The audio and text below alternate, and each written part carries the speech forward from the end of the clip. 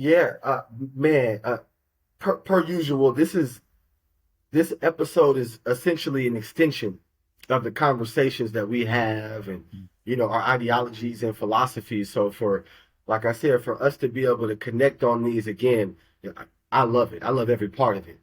And as as parents, it is our job to direct, this movie, so to speak. You know what I mean? Help co-produce this music. You know what I mean? Are we the main artist? Are the people here to see us? No, it's about our kids. You know what I mean? But there has to be someone there that says, hey, this is what we need. It may not be what we want, but this is what we need, and this is why.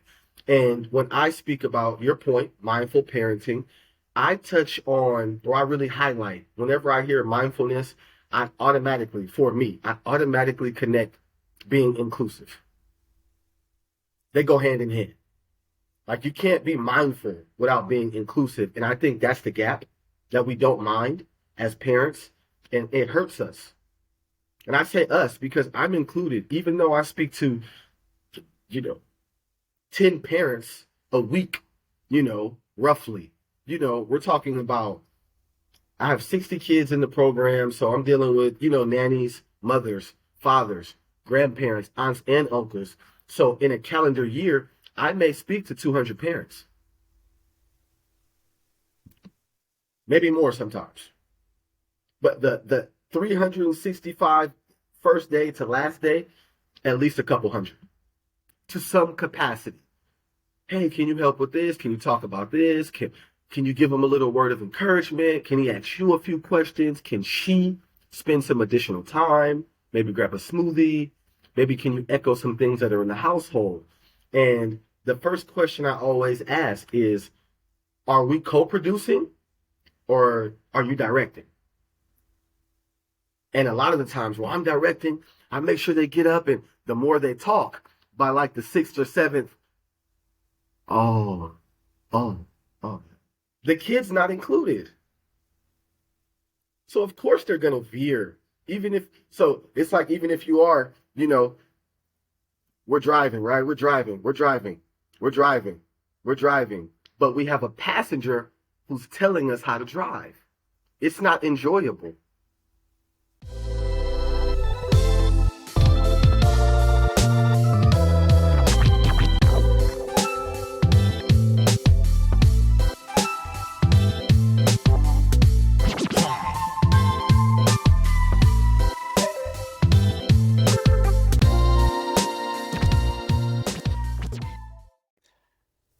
Welcome everyone to another edition of Lanes of Mastery.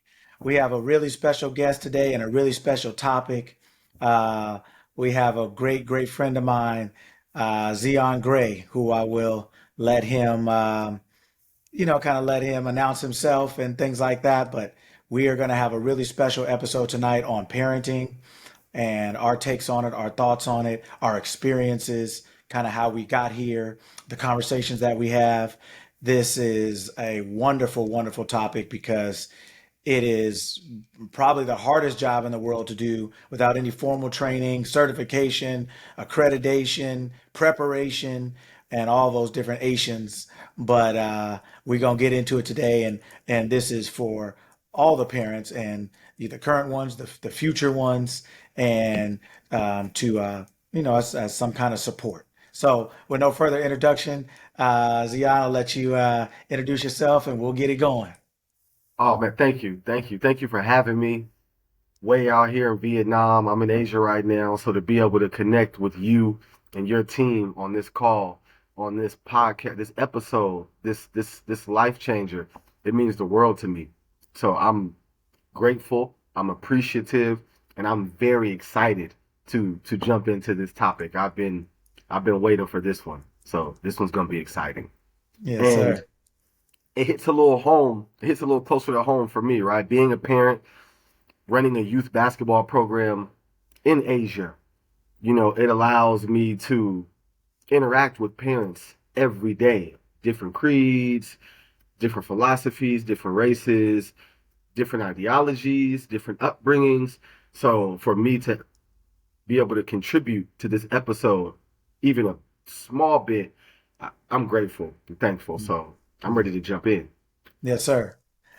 Well, man, it's really quite interesting because you and I are really on similar paths as far as starting off as basketball players and transitioning into basketball trainers, and then and then maybe it's just who you and I are, but seeing the opportunity, the need for more than just training, for more than just in between the lines instruction, and realizing how a lot of people are coming to you for in the lines instruction, but they're outside the lines situations prohibit you from being able to do with them anything with them inside the lines. Correct. And so I know Correct. what my experience what that was. Um, give us a little background on when that light kind of came on for you, when it became bigger than just basketball training for you, and kind of your own kind of path into what you're doing now. No problem. Gladly. To start, watching you, I think it helped. It helped. It helped bring me solace and peace. I didn't have anxiety. I leaned into it, into more than basketball, right? People say it is very cliche, but we really don't take a deep dive into that as parents, trainers, developers, and most importantly, players. Players, well, I want to work out, I want to train, but they don't understand that the human being, the holistic approach, that's where you really get to like surpass any type of physical abilities or limitations you may have. Mhm.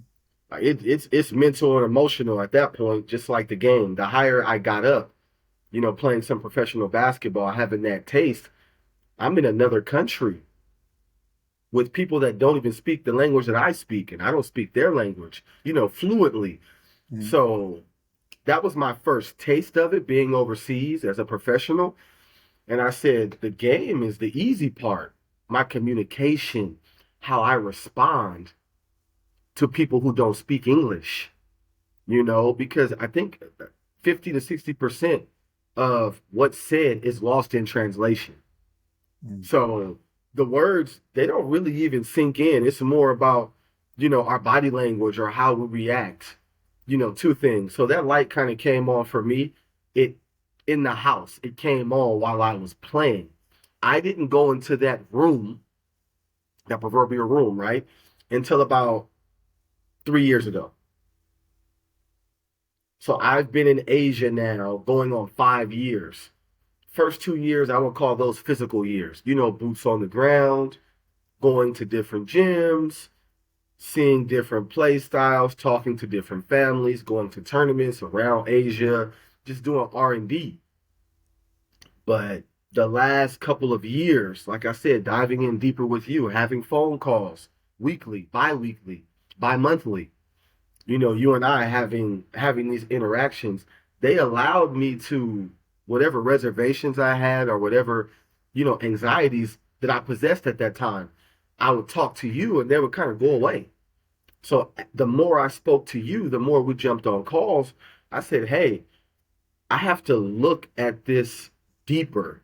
I know I throw around the word holistic development, but last few years, there were some kids that weren't progressing the way I felt they should be progressing. So I had to go back to the books. I had to go back to the data. The books and the data, similar to analytics in basketball now, they don't tell the whole story.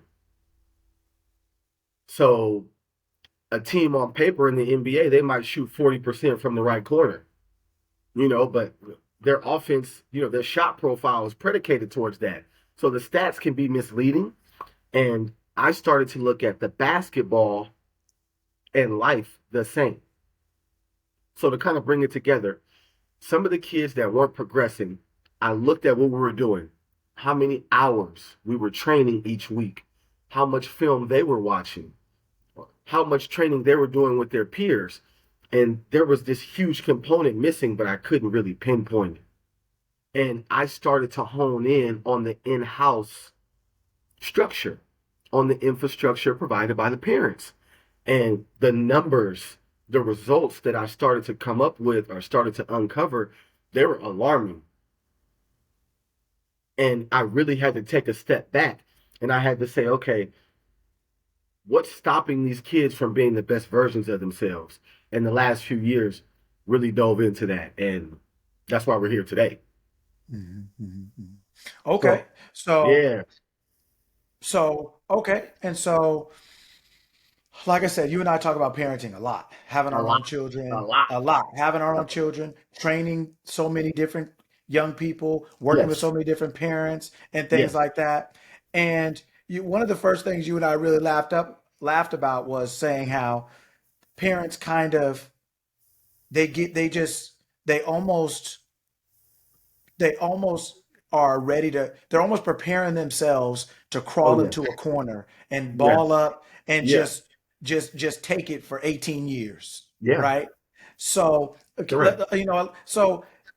kind of elaborate on that in the sense of why do parents think it's martyrdom all of a sudden? Why do we think that it's just a take that for 18, 19, 20, 20 years, 21 years, have no expectations, have no um, standards, have just where did we get that from? Why does that happen? What is your experience shown you? Oh man, I just want to lead. I want to lead with this comment before we dive in. Okay. I am here to shed light on mindful parenting, positive parenting, inclusive parenting. The comments that I make on this episode, I don't want them to get twisted. I want all the parents that are listening to this to understand that I'm here for you. We're here for you. We're not going to attack you, but we will have to pull back some layers and analyze ourselves, honestly, if we want to help our kids moving forward. So, with that being said, it's easy. It's easy. It's easy. It's easy to curl up. It's easy to say, I don't know what, call your grandmother, call your dad, go to your aunt's house, go to your friend's house. It's easy. And what I mean by easy is it's so hard to look at ourselves as parents in the mirror and say, you know what? I have to do something different. I have to try. Because that anxiety, we don't want our kids to see us without the answers or the solutions. We don't like it. It's a vulnerable space. It's hard to sit your kid down after you just ask them to maybe do a chore or do their homework or help their sibling. And now they sit with you face to face as an adult and they're like, hold on. Like, I thought you had the answers. You're the adult. Because for all these years, we've been saying, listen to me. I'm the adult. Trust me. I'm the adult. So at that moment, we're parents. We're smart too, right? We play angles as well, right? We try to positively manipulate our child's lives. So when we sit there in that vulnerable state and we look at them and we say, we don't have the answer. That's the most vulnerable position you could be in. That's the closest we'll ever feel to being a child again, outside of buying a toy or having an ice cream cone or riding an amusement park ride.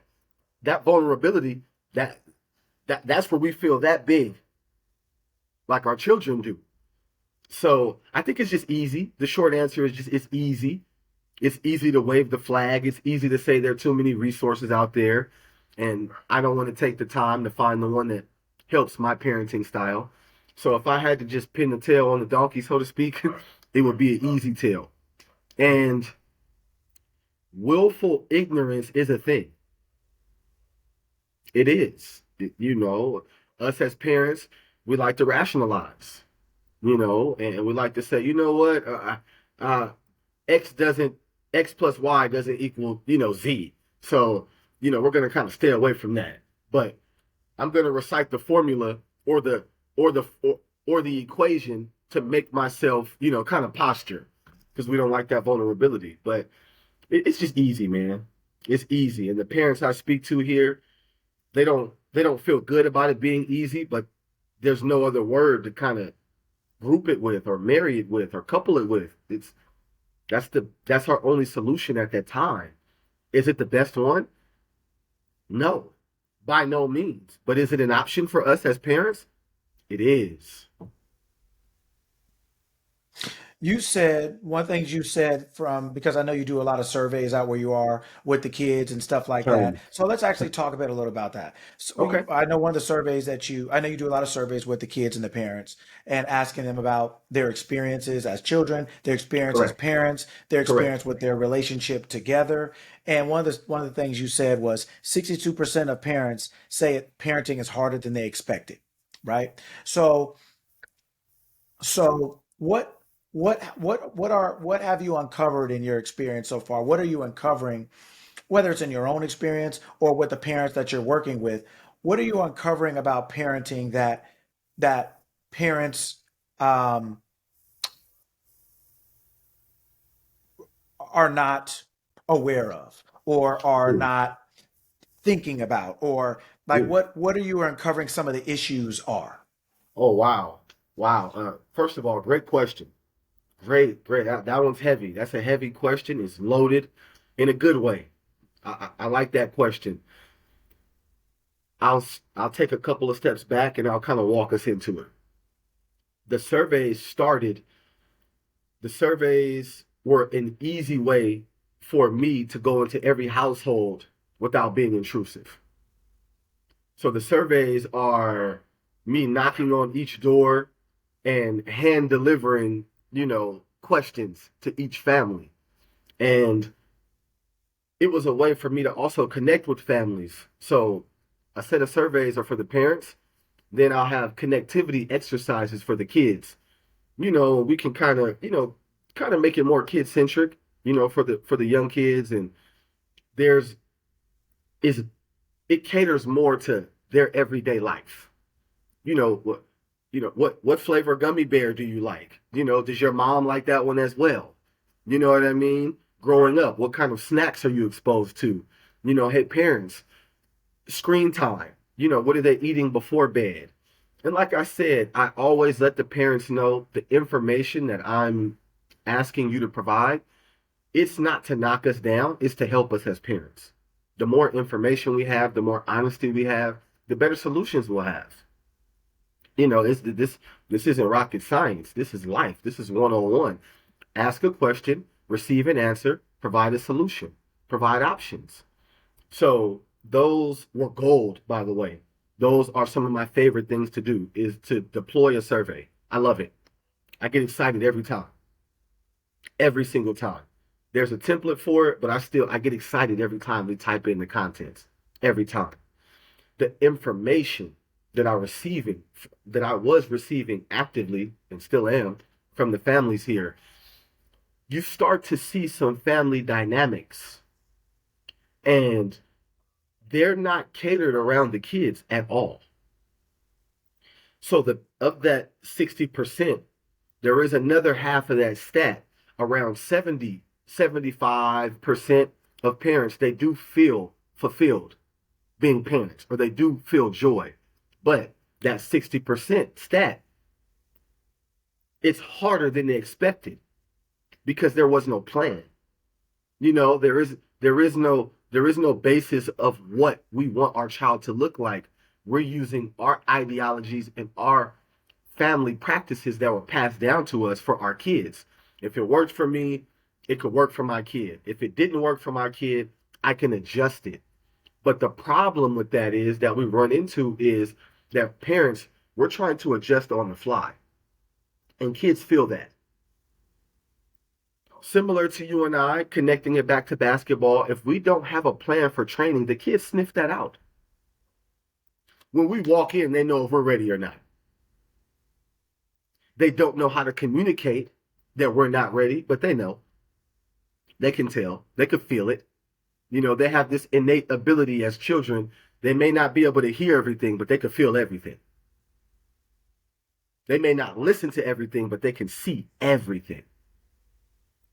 So these surveys provided information that I was like, my eyes got big, positively and negatively. Positively because I knew we had grounds to support the family now. It can't get any worse. Can't get any worse than waking up and trying to figure out what we're going to do after we have eggs and bacon.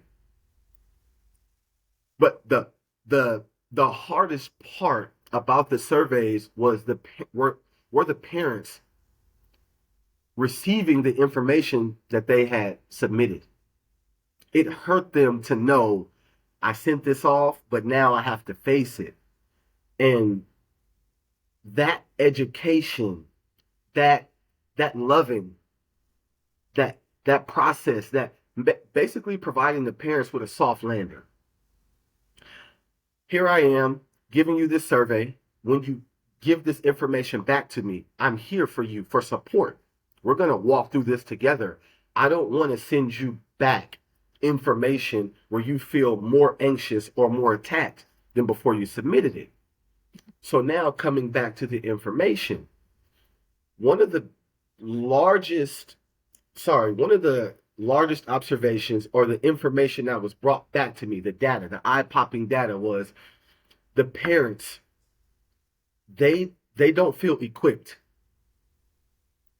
They feel like there's too much screen media. There's too many resources for them to hone in on one. There's no, I can't go to Starbucks and order how to parent for my child. I can't go to Costco and order the bulk parenting. I can't do that. So now the parents have to fend for themselves. So the information that we gave to them, or I provided the feedback, they're like, okay, I have feedback, but now what do I do? How does this help my child? Like, I don't even know what to do with this information. How do I sit my kid down and talk about this information openly? I feel too vulnerable. So once the feedback started to roll in, I started to notice a lot of households are way more similar than we could have ever known. We dress different. We eat different foods. We drive different cars. We use different cellular devices. But we all have one thing in common. We all need to help the little people that are living in our houses, in our homes. So to bring it all home, what I realized was there's no structure or no support for the future. Everything is now. Everything is for 14 and not 40. So I asked the parents, I said, hey, what do you know that most of the time that you're going to spend with your child happens by the time they're 18? Maybe like 80 to 90%. I didn't know that. I thought I had more time.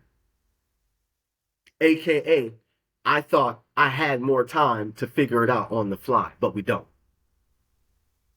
So what I noticed was there was no plan, there was no structure. Like you said in the beginning of the conversation, we're just kind of bracing for impact, almost like a amusement park ride. We're just waiting for the drop. You know what I mean? And by the time we release it, we let go, the ride's over. We were scared, we were nervous, we were tense. Now it's over. What do we do now? Okay, now we do it again. Now we do it again. So, I hope I didn't get too long-winded. I hope I answered your question with some of that data that I received. Mm-hmm. But whatever I missed on that question, I'm sure this episode we'll be able to touch on it a few times over. So yeah. One of the things that you talk about that I may call it a different thing, but it's the same thing, is mindful parenting. Oh yeah, here we go. And right, because you and I have extensive conversations about this stuff, right? Hours long, right? And mindful parenting, the way when I think about it, I think about what am I doing? What am I doing? What am I doing it for? What am I expecting or hoping to get out of it? Right. So that I have an idea of that situation, and that allows me to have an idea of where I can give and take, where I can bend and not break, whether Correct. it's what time you go to sleep, whether it's if I allow you to eat this or I don't, when I allow you to eat this or when I don't. And because we're all different as people and therefore different as parents, and because there is no rule book, so to speak, or no manual or something like that, it's still it's still one of the things I think we realized talking to each other was that it's still like the wild, wild west. It Correct. seems like parents think because there is no rule book that there should be no rules. Correct. Like it seems like people are just thinking like I say this all the time. This is like my latest, newest one, right? I say this all the time now. Like I don't believe people inherently are are stupid and lazy, but I don't believe that most people are intentionally raised to be something else. Correct.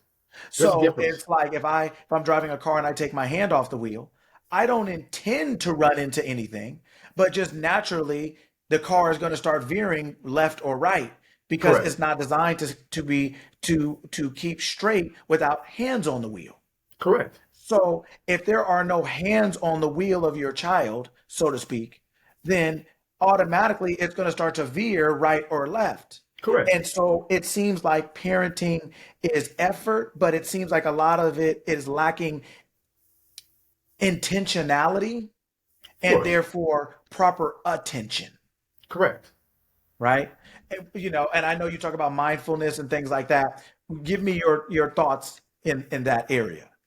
Like Great. I know you have a lot of rules and protocols and things like that that you teach, which I want you to be able to go into for your the soft skills that you teach kids, Correct. not only your own child but soft skills, like the intentionality, right? The attention that you are placing, right? That seems to be a big component of parenting that is completely absent, right? Yeah. Man. Per usual, this episode is essentially an extension of the conversations that we have, and our ideologies and philosophies. So for, like I said, for us to be able to connect on these again, I love it. I love every part of it. And as as parents, it is our job to direct, this movie, so to speak.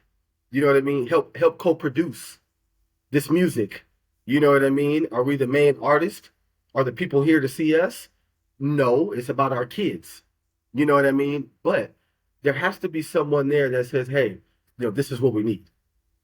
It may not be what we want, but this is what we need, and this is why. And when I speak about your point, mindful parenting, I touch on, or I really highlight, whenever I hear mindfulness, for me, I automatically connect being inclusive. They go hand in hand. Like you can't be mindful without being inclusive. And I think that's the gap that we don't mind as parents. And it hurts us. And I say us because I'm included, even though I speak to, you know, 10 parents a week, roughly. We're talking about, I have 60 kids in the program. So I'm dealing with, nannies, mothers, fathers, grandparents, aunts, and uncles. So in a calendar year, I may speak to 200 parents,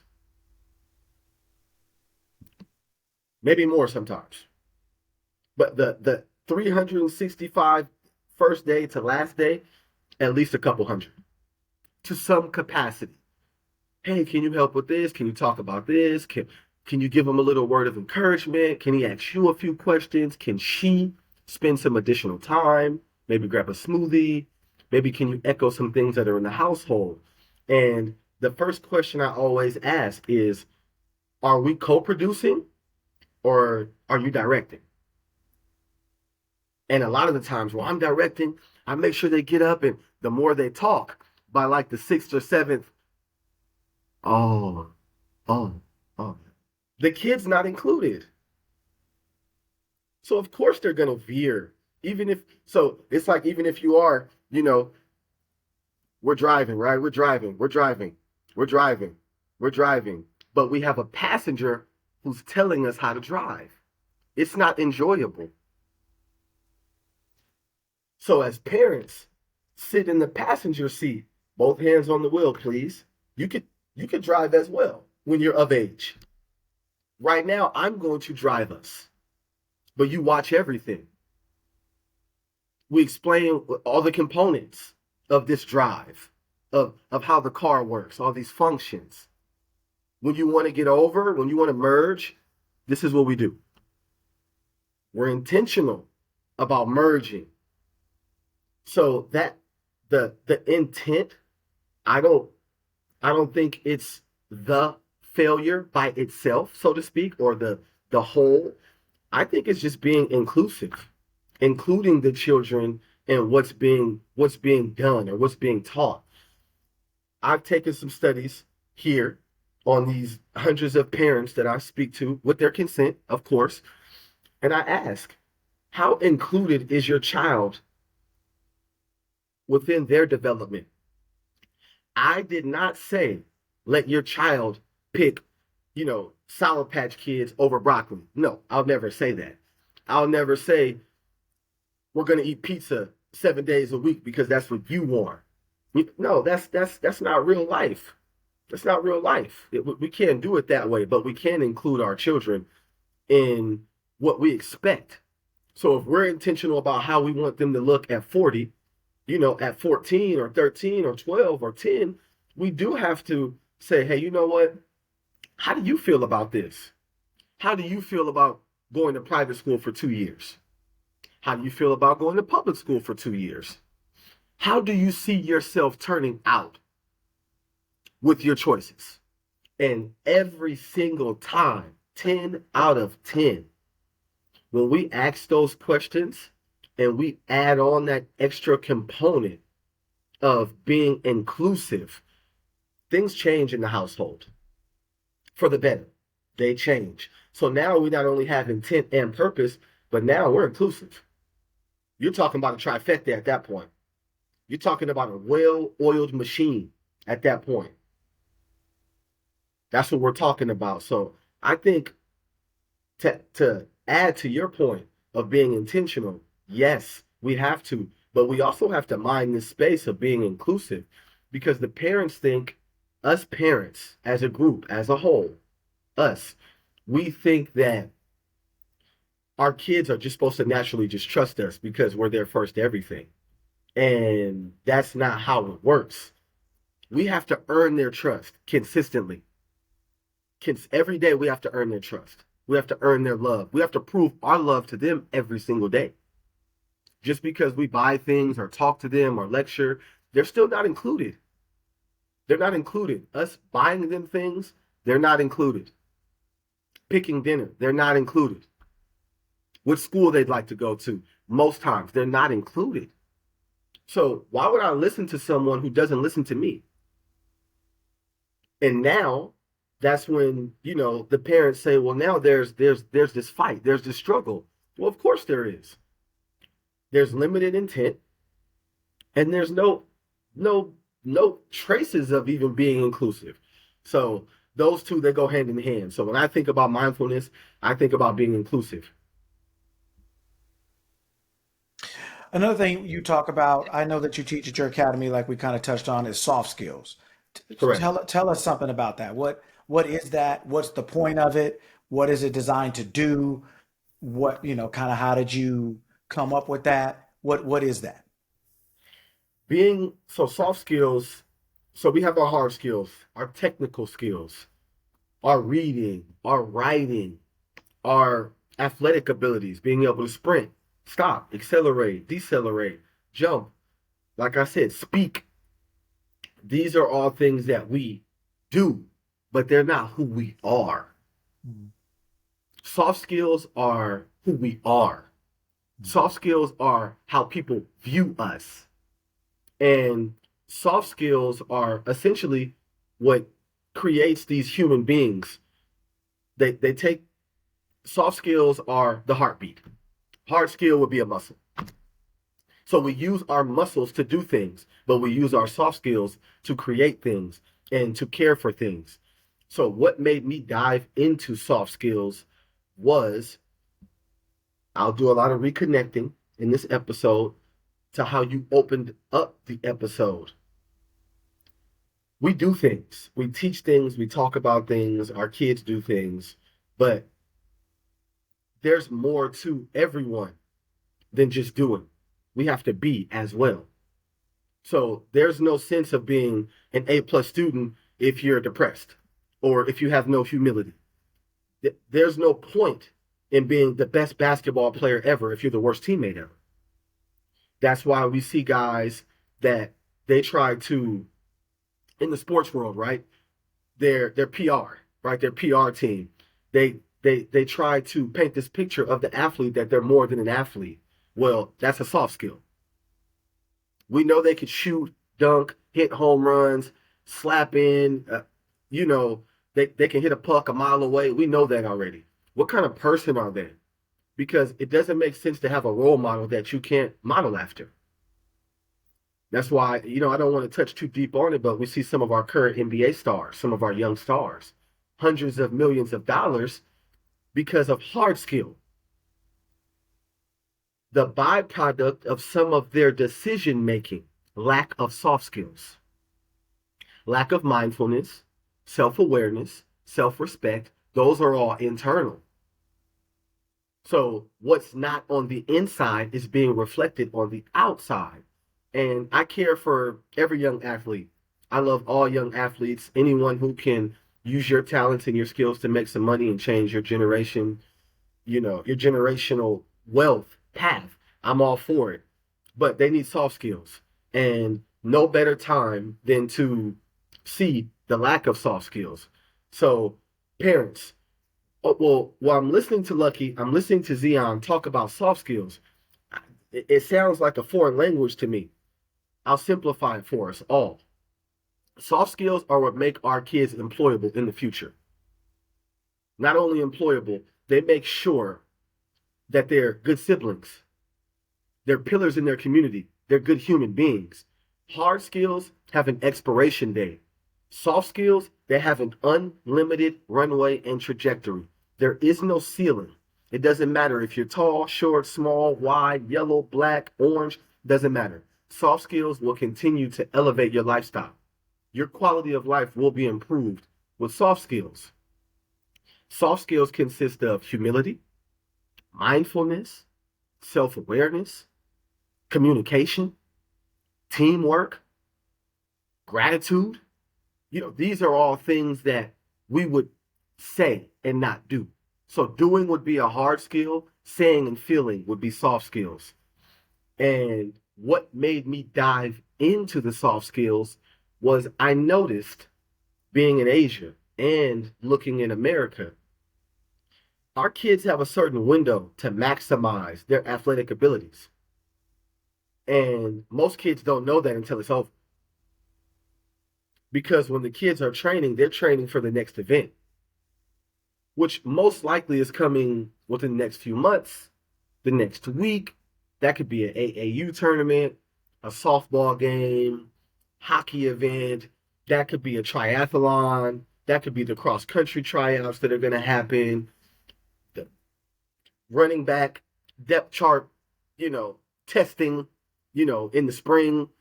So our soft skills, they're unlimited, man. They're in abundance too. They are in abundance. So this athletic window, I noticed that even for our Asian student athletes, it's small. Our Asian students, they're extremely cerebral. So at 11, they're thinking about, how can I get to Harvard? How can I get to Cornell? How can I further my education after I graduate? They weren't really talking about sports. So when I started to get graduating classes, after sports, we had nothing to talk about. We had nothing.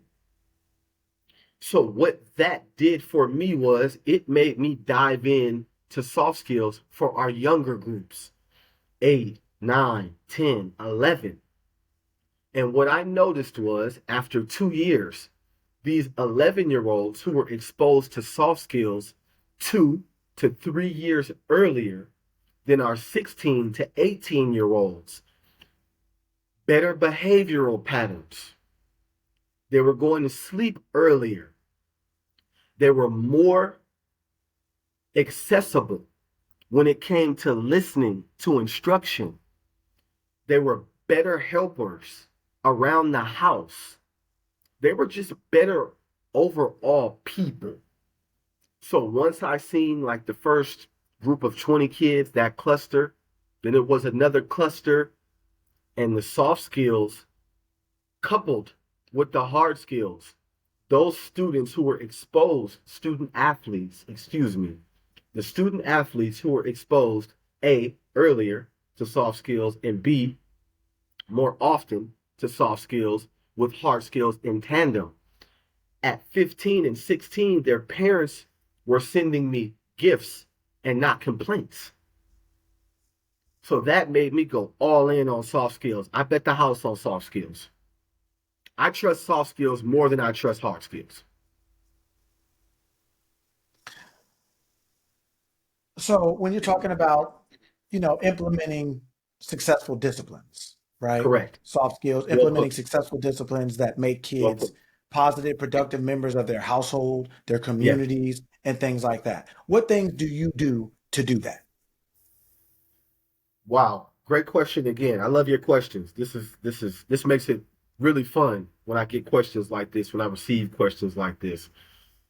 Just small activities, minute things. Hey mom, can I help you with anything today? Hey dad, are you stressed out about anything? Can I help with the project? What these questions do is many things, but I'll touch on a couple. These are just basic questions to you and I because we know how important they are. The human aspect of asking a question. Asking a person a question, it it's one of the most human things that can happen. How are you? How is your day? How do you feel? Do you need anything? These are these are essential to people like you and I because we discuss this. This is a discipline for us. This is a law. This isn't a rule. This is a law. Treat me like a human. Before I was your parent or before I was your coach, I'm a human. Once you graduate, once you grow up and go to college, I'm still going to be a human. So I need to feel that human connection. So how I would introduce or roll out these soft skills or this intro to the soft skills. Hey kids, go home. Ask your parents how you can help them. It's going to feel weird. The kids, they're 9, right? 10, 11. They range from 8 to, 15, 16, 17. You get different responses by the age group. The teenagers, ah, I got to talk. I have to ask for something. Well, you ask for a new cell phone. You ask for new shoes. You ask if you can go to the mall or the movies. You ask if I can take you somewhere. So to help me help you, help me. Treat me like a human. Ask me the things that I would ask you when I come into your room. Hey, you need anything? Are you hungry? You know, do your clothes need to be washed? Can I help you with anything? How's school? So that is a small, easy way to kind of introduce these soft skills. Mm-hmm. And what usually happens is when the kids take this stance of vulnerability, step outside of their selfish ways, right? Because kids are naturally selfish. They're supposed to be. They're programmed to please, but the fight comes with, do I please or do I please myself? Kids are selfish. They're supposed to be. But that's why they have us to direct. Hey, it's time to merge. We've been in this lane a long time. It's time to exit. Oh. I have to get off the selfish highway, mom and dad? Yeah, we have to. To get to our destination, we have to. Okay. But we're still going to where I want to go, right? Yes, but we have to go with people. It's not just about you. So this tactic, this technique that I've used is foolproof. There has not been one parent that has came back to me that has rejected their child when their child has tried to veer or peek into their parents' world. A lot of times the parents come back and they say, hey, we do more together. We talk more now than ever. I explain what's happening at work, as best I can. And the kid just kind of nods. And at that moment, there's this level of inclusiveness. And now we're not fighting. We're not bracing for impact. We're equal. We're equal in the sense of we're both human. At this moment, we're not telling each other what to do, but we're helping each other. So that is the simplest way I can put it. Asking questions. That is the simplest way. It's the easiest way. And you can always build from asking someone how they're feeling or how they're doing. So many parents I talk to are surprised. I think they're genuinely surprised when I say something like, your kids would really like to spend more time with you if they could. Oh, wow. Or we're giving our kids away too early to too Yes. many things, Yes. right? Even if it's just to their friend down the street, I would much agree. less social media or TV or other forms of entertainment. But I think parents are genuinely surprised at how long their kids would prefer them if they weren't pushed off or shot Yeah. off into something or someone somewhere else so early. Wow. Because I know we've kind of talked about this a little bit too.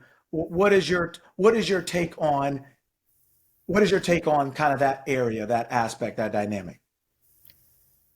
First thing, I get similar responses here. Within Asia, a lot of the parents, they are, their eyes do pop out or they cry. I never really get the middle ground. It's usually, oh, really? I never thought about it that way. Well, how could you? You're on calls, you're meeting deadlines, you're providing feedback, you're helping staff. So your kids are watching you assist everyone but them. So now this resentment is kind of in the crock pot, or on the stove top on low, and then it boils over, and then we boil over. Well, what do you mean? I bought you this, I bought you that. I did this. But the kids, they don't want that. They want to do it with us. Whatever's happening, they want to see us. They want to hear us. They want that. They want that love. They want it. And similar response here. The parents are usually surprised or they're overly emotional and they don't really know what the next step is. They'll go to a game or they'll go to a play, but when they're at the play, oh yeah, we're parents. We got to be honest with ourselves. Let me just check this message. This meeting won't happen without me. Is how we rationalize, and our kids see that. And I won't go off topic, but just last week I had a 30-minute consultation with a parent. And the consultation, I asked a series of questions related to how they enter their home after work. I wanted the parent to list 5 things, the first 5 things they did when they came in the house. The numbers for this particular study were very alarming. Basically, stiff-arm their kid. I got off work at 6. I got 2 hours until you go to bed. Daddy needs his time. I need to go do whatever I got to do, and then I'll get with you right before bed. And it happens more often than we think and than we know. Oh, well, mommy's just checking. No offense, mothers out there. I love you all. Mommy's just checking something, okay? It's for you. Dad, not right now. I'll see you in a minute, son. So and they're just like, I just wanted a hug. Or I just wanted you to pat me on the butt and ask about my applesauce today. Or I wanted to tell you what Susanna told me today. I thought it was cool. But we don't spend enough time, and we don't realize we don't spend enough time until they're 18, 19. And then we try to overfunction. It's too late. Oh, don't pick that one, honey. Pick this one. Don't marry him. Don't marry her. Now we're over functioning. But we weren't over functioning. We were under functioning when it was most important. So what I like to do is I say, parents, that first 30 minutes you get when you come home or any chance that you get, just give it to them. It's a high price to pay, but it's worth it. It's worth it. The cost is expensive to us in our minds, but it's worth it because every time we say no, some external resource is going to say yes to our kids. That's why screen media activity is so prevalent. It's so dominant. It's always there. It's always there. If my mom's not available, I could go on Facebook. I could go on IG. I could go on Twitter. Hell, I could go on TikTok and I could try every challenge in the book. I could do all that. So my experiences with our parents not realizing how valuable that time is. You and I, we aligned on that. It's the same here. But I don't say this to bash the parents. Like I said, I don't want this to be a parent bashing podcast or episode. I want us to say, you know what? I didn't realize that. I didn't realize I was stiff arming my kid. I didn't realize that over the course of 7 days, I said, hold on, not right now, maybe 17 times. Because I've charted how many times I've said it before. That's why I can speak about it openly. I was in the double digits. I said, this is nasty behavior as a parent. Every time I say no, one of my son's friends will say yes. They will. And my hands are off the wheel every time I say no. Of course they're going to veer. Hands on the wheel mean, hey, I'm here. We got 30 minutes. What you want to do? I got 10 minutes for you. If I have 10 minutes for you throughout the day, that adds up, especially to our kids at nighttime, at bedtime. So there we are again, being inclusive. It's all going to come back to being mindful and being inclusive.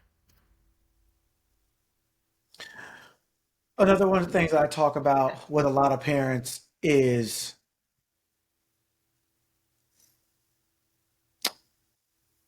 I don't know if it's about the thing or about the law, but more like I see so many parents doing things for their kids or giving their kids things with, and if you ask them just the simple question of why did you do that, it's almost like talking to a 5-year old. Why'd you do that? I don't I don't know. know. Yeah. I don't know. Right? Something as simple as, do you, why did you give your son or daughter that cell phone? Why did you give it to them? Not saying you should or shouldn't, but explain to me Correct. what the process was in your mind on why you did that, what you hope to Correct. get out of it. If Correct. you if you gave any if there were any standards or requirements to get it or to keep it, Right. right? Um, or just or any expectations Correct. of what should be or should not be done with this thing, Correct. um, something like that. Or when we're talking about screen time, right? How much time do you allow for your child to be sitting there being entertained by something to the point that they lose their ability to imagine? Right. They can't even play with themselves. They Right. can't, they cannot have a day where they're not externally entertained, right? Correct. So, what are your thoughts about kind of those two? They kind of go hand in hand a little bit of, what are you giving them and why or why not? What expectations and also like, you know, how do you feel about, maybe they're two separate questions we should answer one at a time, however you want. But and what do you feel? How do you how do you deal with it with your own family and with the families that you help as it relates to, screen time? Oh, great. Again, I'm going to give you your flowers while we're in action. The touch points you're providing today are what this is nice, man. This is fun. This is refreshing to have these type of conversations because it's supportive and it's inspiring and it's motivating for our ecosystem as parents. We don't have a lot of support. It's a thankless job. It's a nasty job. You know what I mean? What I mean by nasty is we do all the dirty work. We do all of it. We're doctors, lawyers sometimes, disciplinary. We're principals. We're everything all wrapped in one. So we catch a lot of shrapnel. You know what I mean? We catch a lot of things head on. And this is gonna sound very strong, and I hope it does come off as strong. Me and my take on external stimuli, I watch it carefully, a watchful eye. External stimuli is it's a cancer to our children. They were so let me just go slowly with this. Some feathers will be ruffled, but we're here for support, right? We'll ruffle them and then we'll have a new bird after. All right? Yes. We'll grow some new feathers. But parents connecting to your, I don't know.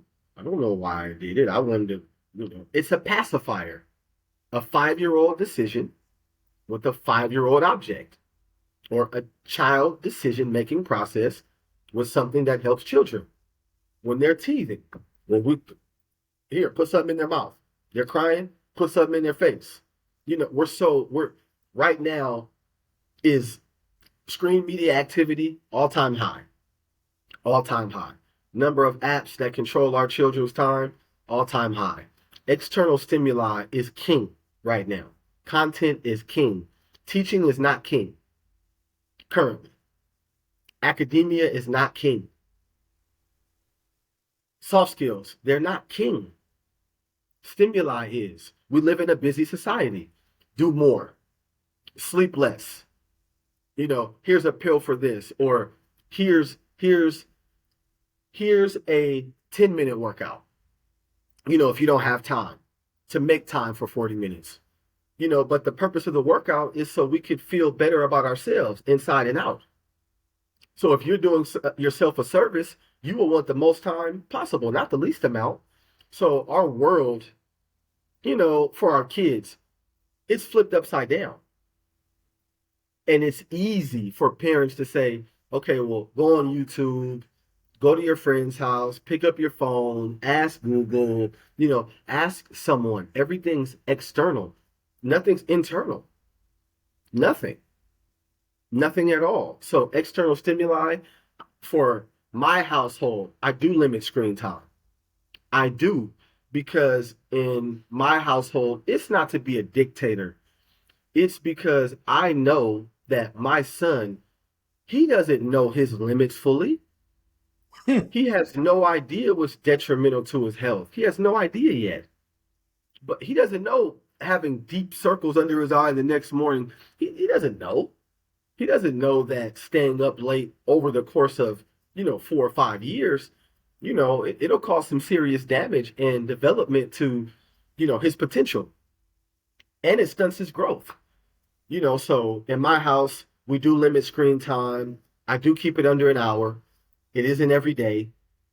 If he needs to maybe hear a different voice to reinforce a topic for school, I'll gladly allow him to search a YouTube video, 4-minute, 5-minute video.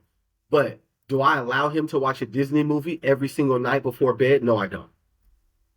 I don't. I don't do that. So I swap out Netflix with unscheduled time. I swap out YouTube and video games with unscheduled time.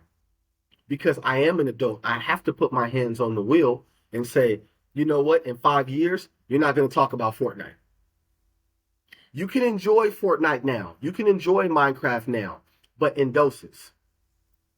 What you can do is go play in your room with yourself. Imagine for yourself, because when you watch YouTube, you're watching someone else's vision. When you pick up an app, someone else created that. So unless they're directly connecting you to how they did that, you have no inspiration. You have no motivation. You have no muse. So as parents, when we put TVs in their room, we allow double-digit screen time hours per day or every 2 days, we're creating monsters. They look like our kids, they walk like our kids, but inside they belong to someone else. They belong to whatever creators they're watching, whatever app they're involved in, whatever game they're currently playing. They're no longer our kids. But it's easy for us. It's a pacifier for external stimuli. It's there. And the second part of that is for our parents, it's so many things for us to say, okay, well, I have to do this. I have to get dinner ready. I have to do this. I have to do more. I'm running out of time. And now, not only do our kids have a pacifier, they're wide-eyed about the anxiety that's being attached to us as adults. So in the house, external stimuli, I try to chop it down where I can. Any area I can, I limit it. If it's for my son to learn from, sure. Going to our kids in the program, it's a bit more challenging and difficult, but not impossible to relay this information to our parents. Well, Zeon, Coach Z, my kid loves his or hers tablet. They love YouTube. YouTube helps me. Well, yeah, well, you're finding new recipes. You're looking up something that helps you. When you go on Facebook, you're looking for information that helps you as an adult. The information that helps our kids, they don't need the same amount of screen time we need to get what they need. They're smaller, their brains are less developed, so why should they have the same amount of screen time that we do for a smaller task? So when we go 1+1 is 2, some of the parents, they're like, I never thought of it that way. I never thought that I was giving my child away. You might as well unlock your door and open it if you're going to subscribe to only external stimuli. You might as well take your kid, drop them off in the biggest mall you know, and tell them figure it out. Get home how you can. Figure it out. So with the program, what I like to do is I like to encourage our parents to write down what their children are going to be researching and looking up and the amount of time. So we'll do that for about a week or two. I'll have the kids provide a log and I'll have the parents provide a log. And the parents, they're usually not on top of it like they think they are. The parents may put, oh, well, little Bobby had about 10 hours this week, maybe 12. Then when little Bobby sends me his report, it says 20 to 30. Well, the kids, they'll wake up at 6. They're up at 6. And let's not even talk about the weekends. Oh, I had a long week or I was out last night. I'm just going to sleep in. Make some oatmeal, make some cereal, make some eggs. We go back to sleep. That's 4 Saturdays in 1 month. That's 3 hours of external stimuli. Those numbers get massive over the course of a half of a year or a full year. And going back to your first question, the external stimuli, it does need to be monitored and it needs to be done in a vigilant manner. We don't have to go in there and say, I'm putting a password, I'm putting a time lock. No, we make it inclusive. Hey, Tina, do you need to research what you're researching on YouTube for 15 hours each week to get what you need? Well, Mom, no, I don't. I don't. Hey, Timothy, do you really need to look? Do you need to sit and watch other people play Minecraft for you to play Minecraft? No. So what I do is I encourage unscheduled time. You have to. Kids don't get to just be themselves. We don't know who they are. We try to make them who we want them to be. And that's usually where that 13, when they get taller, that they got a few more words under their belt. They got friends who are doing different things. And, well, they did it. Why can't I? So, it's nasty. It's not easy to navigate. So I try to be as helpful as I can when it comes to external stimuli. I often, I often tell my daughter this, actually. I tell parents this too, but I actually tell my daughter this, quite often. I said, kind of like you talk about parenting being kind of like a thankless, nasty, kind of dirty job as far as, it's just somebody's got to build the building, somebody's got to make the car, and it's dusty and dirty when you're building, right? Yeah. But I tell this all the time, like I would say, I would say, reasonably, all parents love their kids. But Yes. I would say also very reasonably, a lot of them don't like them. They don't like their kids as people. They're raising people they don't actually like. They don't Correct. like their manners. They don't like their behavior. They don't like their lack of gratitude. They don't like, right? And so, one of the best pieces of advice that I got, right when, my daughter was, pretty young, not born, but pretty young afterward, her godmother's mother said, Correct. said, I asked her for some advice because she was a great mom to her daughter, which is my daughter's godmother. Correct. And and so I asked her just for some parenting advice and just, whatever. And one of I'm sure she said a lot of things, but the one that stuck out, the one piece of advice that stood out to me was raise somebody that you'd like to be around. Yep. Raise somebody that you actually like, that you'd Correct. like to be around, Correct. right?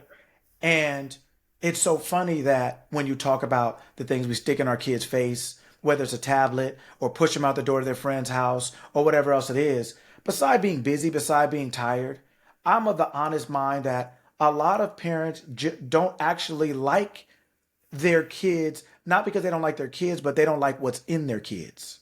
They Correct. don't like the bad habits, the bad mouth, the bad Correct. attitude, all the Correct. things that they have allowed to become what it is, but because they didn't realize they were developing these things or allowing them, they don't take them into account, much less any responsibility. Oh, for And sure. so, right? So how how do you go about raising your son in a way that makes you enjoy being around him and not just the responsibility as a parent and as an adult? Because the last thing I'll say is because to your point, and like I tell kids all the time, your parents are people first. Yes. And as an adult, I may let you talk to me a certain way. As a Yeah. parent, I may let you talk to me a certain way. But once you hit Right. that me part, right? Right? That's when you say something to your parents, they'll be like, wait, what'd you say? Right. Right? Right. You Right. didn't hit Correct. you didn't hit the person now, Correct. right? Correct. And Correct. right, right? And now it's too Correct. late, you done gone too far, right? So Correct. how do you raise someone that you like? Ah, another beautiful question, sir. Another beautiful question. I try to embody the qualities that I would like to see in the child, whether it's my child or other children. Like what, like kids love chaos, right? They need chaos. They love chaos, but they need order. So they need to see that we're in order. We don't have to be perfect, but they need order. They have to have it. Order is not discipline. Order is order. When you go to order your food, you say, may I have this? Or can I please have this? I would like a number such and such. It's not, like you said, well, I'm going to speak to our service workers a certain way. Like you said, because now you're talking to the name tag. You're not talking about the corporation. Right. So you're going to get this now. You're not Right. getting this anymore. If you come to the counter and you demand something, when you order something, we have a mutual understanding. We can meet on a common ground. You want French fries? We have those right there. You need a fresh salad? We have that. When you try to provide this this wild way of talking to people, now you get the name tag. Now you get the name tag. You don't get the employee, you get me now.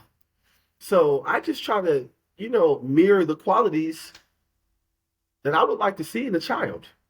If I would like him to, have gratitude or express gratitude or have passion or, you know, delayed, gratification, all these different qualities, they're there are probably 15 to 20 qualities we could probably hone in on as parents.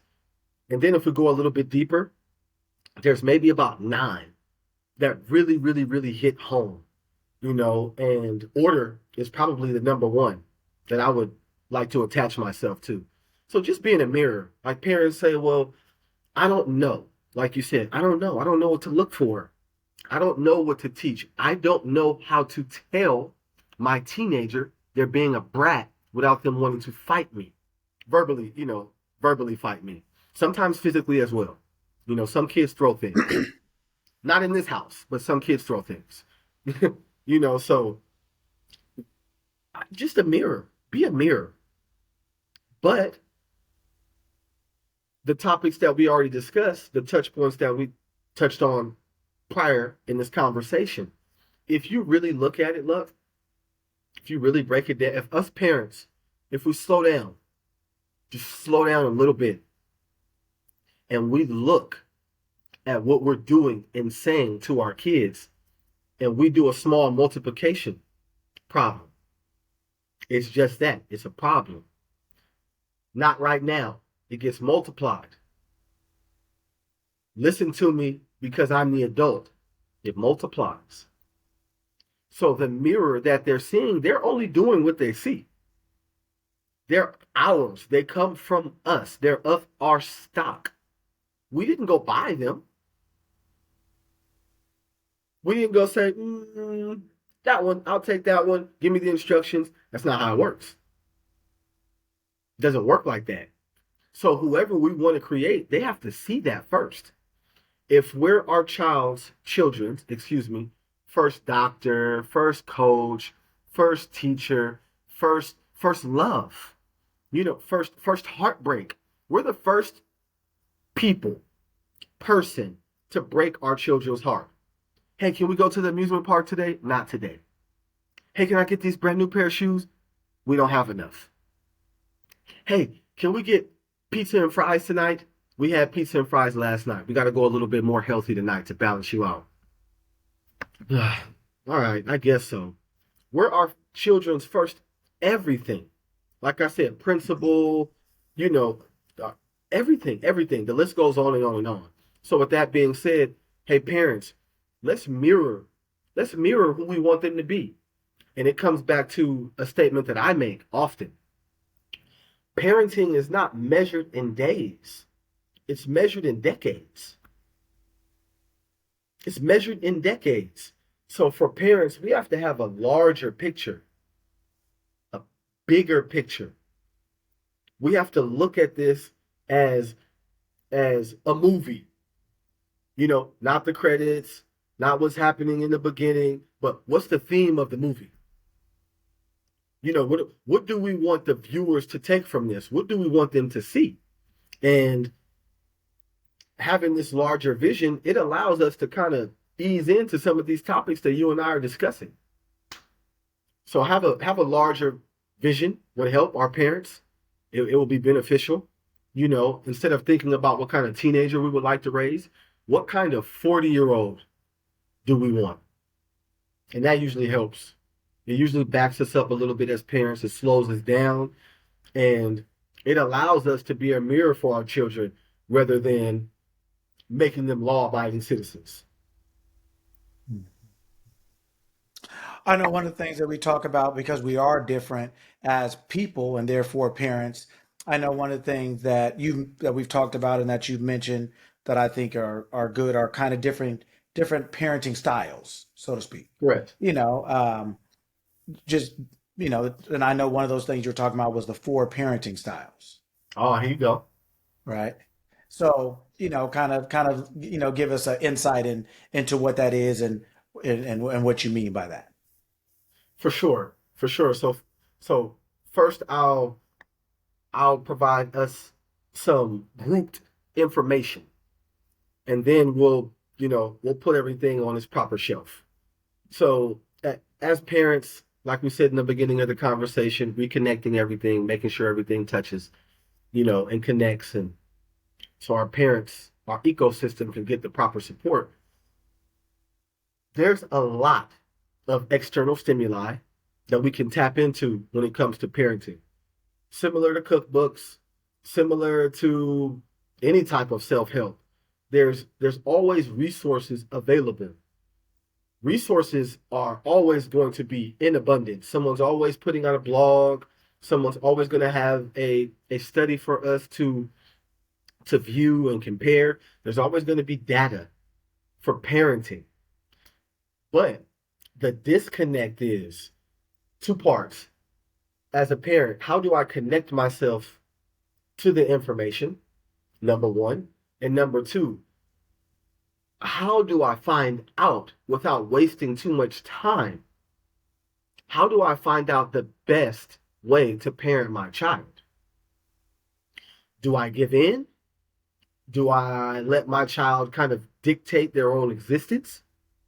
Do I kind of take a hands-off approach and be there for support, but no discipline? Or the opposite side of the spectrum, do I go full dictator? Do I go all in on my way or the highway? So most parents are usually trying to find a balance between those two. And our four parenting styles, permissive, is child driven. That there aren't really rules. You and I talk about laws versus rules often. You and I know, we're adults, we're parents, we're developers, coaches, teachers. We wear many hats, but they're all under the same umbrella. And rules are made to be broken. As soon as you say the R word, rule, kids automatically connected with, oh, how can I break this? How much trouble am I going to get in if I break this rule? Rules are made to be broken, but not proud of it. But there are systems in place for people who do break laws. You get tickets, you get citations, and then there's jail. So those laws hold a little bit more weight than the rules do. Rules are a little bit more, I can manipulate a rule. A law, I can't manipulate that law. If I run this red light, I risk a lot of things, not only my life, but a ticket. Which too many tickets, okay, now we're talking about our license, right? And we go into, what happens once we break laws continuously. But that's why adults don't like to break laws. Because they know they're going to go to a place with other lawbreakers. But kids, rule breaking is associated with being a rebel. And rebels are praised. But no one ever tells the other side of being a rebel. You know what I mean? Or the chaos that ensues, or, they're standing on that hill alone most times. But no one says that. No one gives our kids the extra information. It usually stops at the part that they like. So once the rule is being broken, once I find out I can sneak in or out of the house, okay, now I'm good. Now all I have to do is figure out how. For a kid, how? That's the fun part. So learning how to break a rule is fun. It's fun for kids. They love it. Mm-hmm. Mm-hmm. So we talk about these four parenting styles. We talk about permissive. And then we get into neglectful. Well, that's just full on neglect. Well, there are parents who are like, hey, I'm on my laptop. You're out the way. Or mommy's doing whatever mommy has to do with her coffee and not right now. This is mommy's day. Well, mom, you're only on the patio. I can still see you. I'm looking at you. Not right now. Mommy's busy. Us as fathers, I have to take this call, son. I'll talk to you in a minute. We'll play catch in a minute. Well, a 2-hour call goes by. That's neglect. Whether we like it or not, or we want to raise our hand, it's neglect. It is a form of neglect. So some parents, to make the money, to keep the money, or to keep a profile, they have to work. They have to provide services and goods to other families. And so we talk about permissive parenting, we talk about neglectful parenting, and then we talk about authoritarian. And that's my way or the highway. That's, you're going to listen to me because I'm the adult. I've had enough trial and error for you to just trust what I'm saying. Do it my way.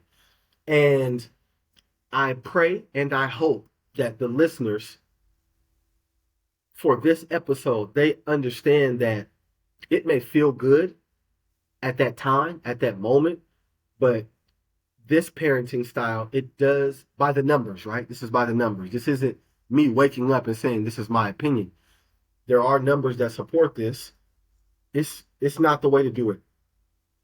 It's not it's a new day.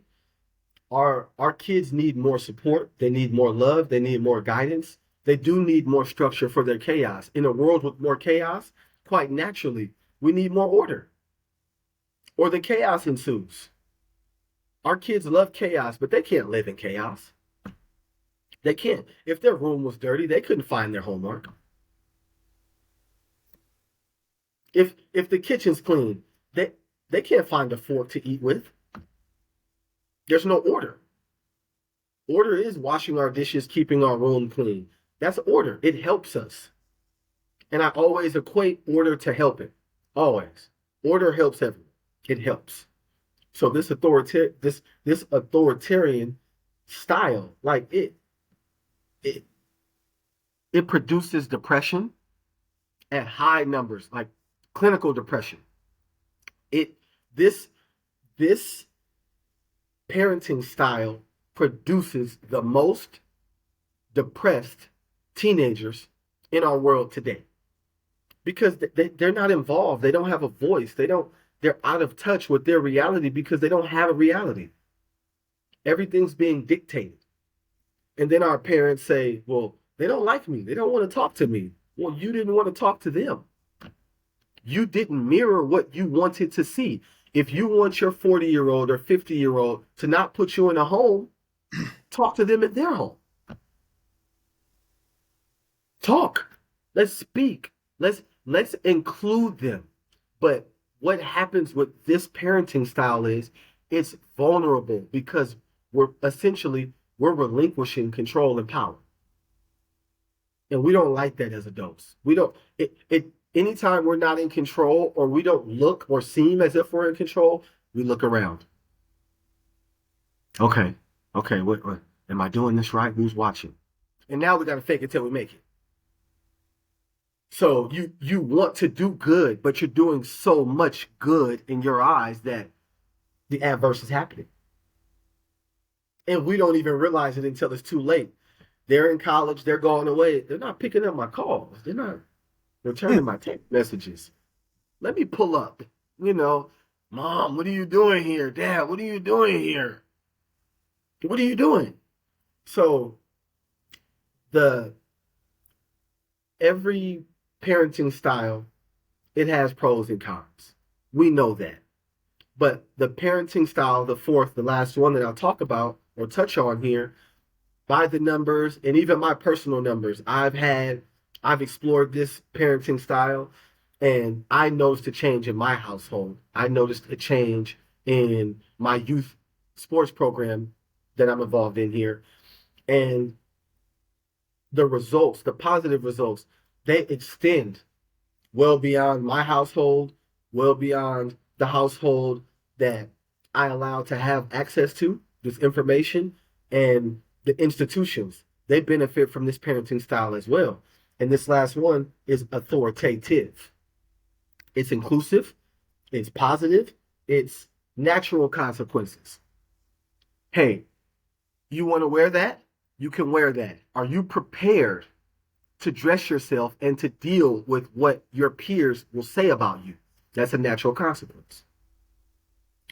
If you eat this food that you want, are you prepared for a stomach ache? Or are we preparing as a team to take you to the ER? What are we doing? Am I sitting back? What's happening here? So when we talk about this authoritative style versus authoritarian, they start out the same, but they end differently. One is demanding. One isn't demanding. One is inclusive. So, we have our 4 parenting styles, and every parent is going to feel connected to each of them in some way, shape, or form. But if we want to raise these healthy young people, it has to be positive. It has to be together. And we have to explore these natural consequences. as a unit, as a family, as a team, as a school, and it continues. So that's what I have for those four. And whenever there's together, whenever there's this level of inclusiveness, man, the kids, they just feel better. They feel good. They feel a sense of control, but not power. There's not this fight about who's the alpha. No, you're right. You're 8 or you're 9 and you're correct.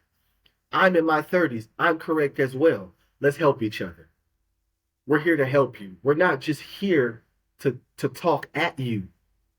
As parents, sometimes in a haste manner or fashion. Hurry up, get dressed, grab your stuff from school, hurry up, help your brother, help your sister. And they see this, they hear this, they're not included. But if we wake up, hey, the bus is leaving in 1 hour. We're out of here in 1 hour. What you got?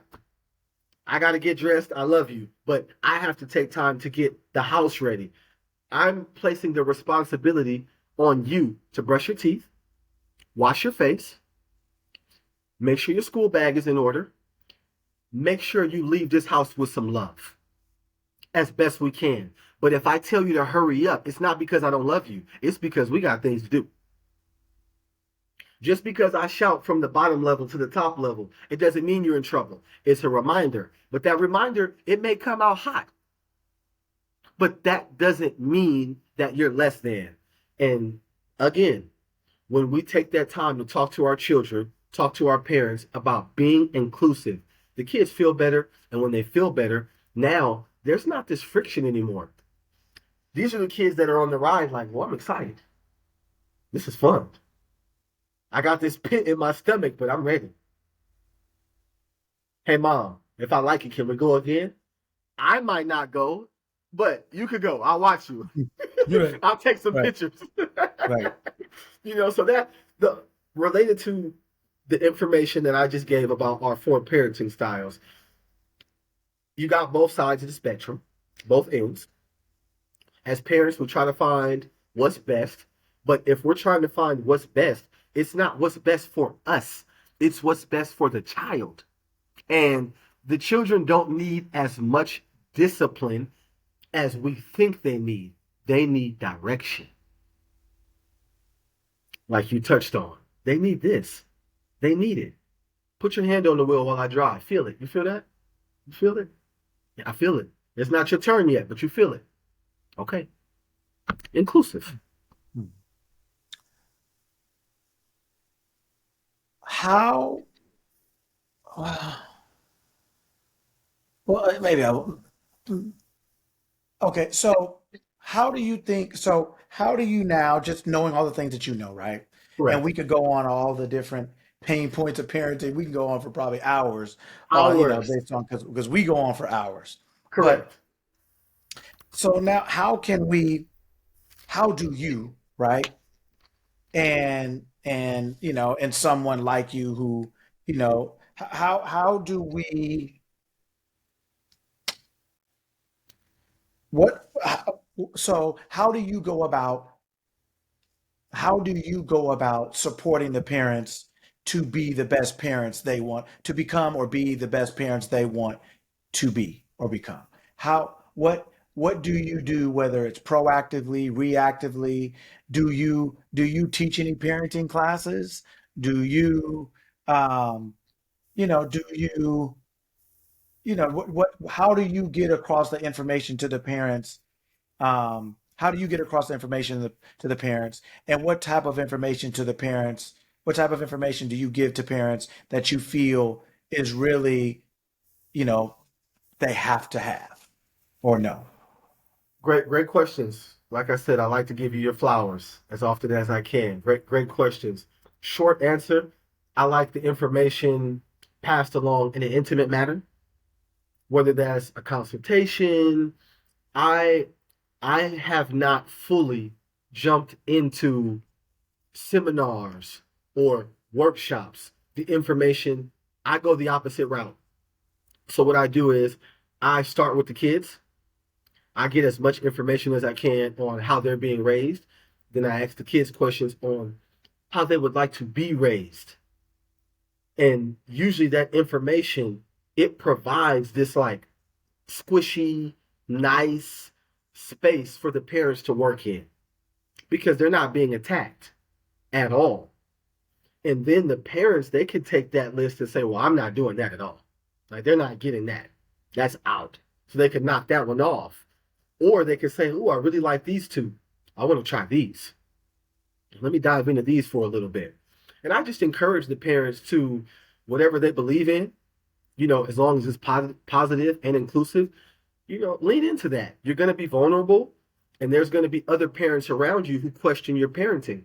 But every kid is different, and most parents make the mistake of thinking their way is the only way and it's the best way at that time. And then we rationalize all throughout the teenage years.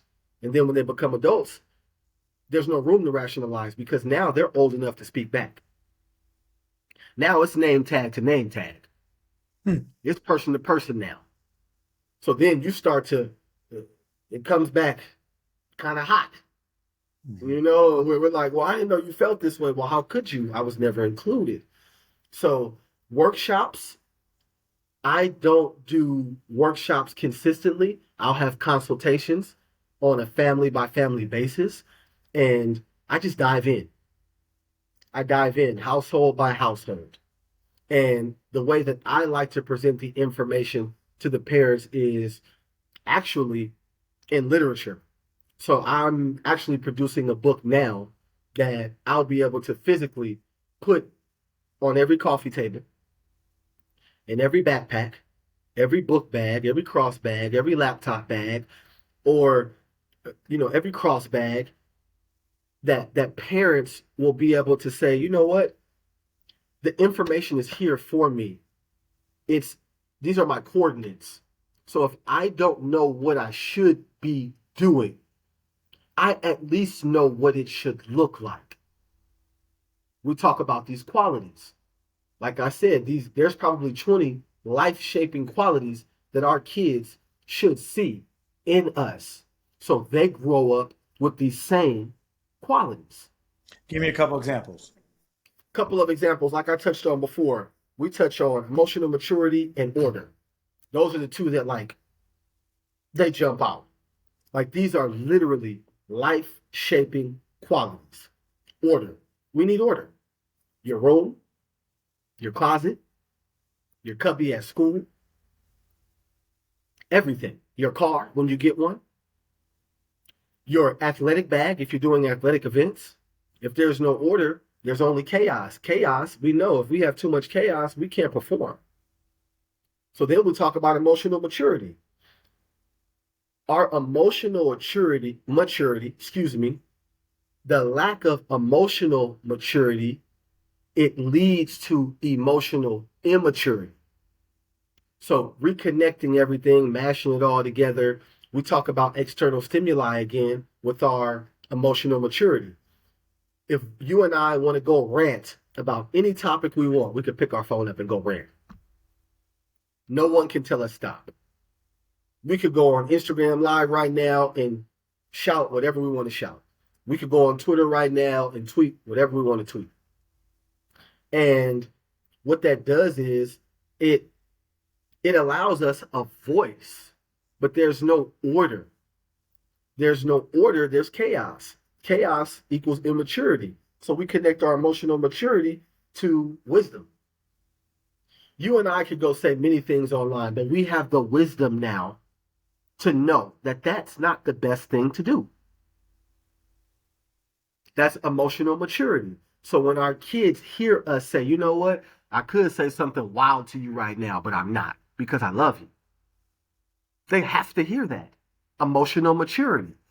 It's not being fake. It's having a filter. You're my child and my tongue is a sword. I have to say things that you understand. They hit home, but they hit home enough for you to want to do more and to do better, to respect yourself more. We're not here to cut you down. So the two qualities, like I said, touching on them again, life shaping, that the kids need to see. order and emotional maturity. But in this book, in the consultations, I do go deeper. So what I'll do is, for example, just to give you a practical one so you can understand. Lucky, you call, hey, Zeon, my daughter, she's X amount of years old. This is what we work on. This is what time she goes to bed. These are some qualities and traits and characteristics that I see in her. I'm biased. I'm her father. But what I'm coming to you for, Zeon, is how, how do I get there? I know I have to have humility. I know I have to have order. But like, how, what does it look like? If I know what it looks like, I know what I'm looking for. It's okay to, we do it all the time. We go through the mall, we walk around. Oh, that, okay. Yeah. I'm intentional in the sense of I know I want to get up and go to the mall. I know I want to do a little bit of shopping, but I'm open. I'm open. I wanted that pair of shoes, but I want this bag as well. So, hey, I'm okay. I'm good. So, what I would do with you is, look, I would say, you know what? Provide me this information I'm asking for. It is a bit intrusive, but it's not malicious. Let me know your program. Let me know how you're running it. And I'll list those qualities for you. And I'll say, circle the ones you embody. Circle them. Then I'll give you a new list. Circle the ones you want your daughter to have. Your list might be different. It might be exactly the same. Kudos. Good for you. But if it's not, humility, delayed gratification. How can I make sure my daughter gets these if I don't have them? In this book, it will be able to add value to our workshops, our seminars, our teachings. So going back to your question, how do I do it? I get intimate, I get deep, I get personal without getting too intrusive, and I try to go for home base. I try to go for home base, meaning let's talk about everything. Let's talk about potential pitfalls. Let's talk about the things that scare you as a parent. And then after that, we can reverse engineer. We can go back. We can ease into these spaces as parents. We can break up these massive emotions that bring us anxiety as parents. We could break these down to these tiny granular bits and we could digest them as a family. So I get deep, I get personal. I like consultations, but I am looking forward to putting this book out at the end of the month. And you will have your copy, sir, for you and your family and your team. And you and I will be working in the future to make sure that our parents, they can have this literature. And they'll be able to access it. And it's easily digestible. If it were a drink, it would be water. It would be water. Some people don't like it, but we need it. Some people love a refreshing, cold drink of water. You know what you're getting. You don't have to analyze anything. You can see what's in there. It's for me.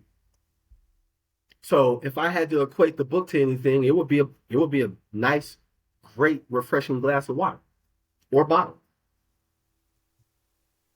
Hmm. Yeah, man.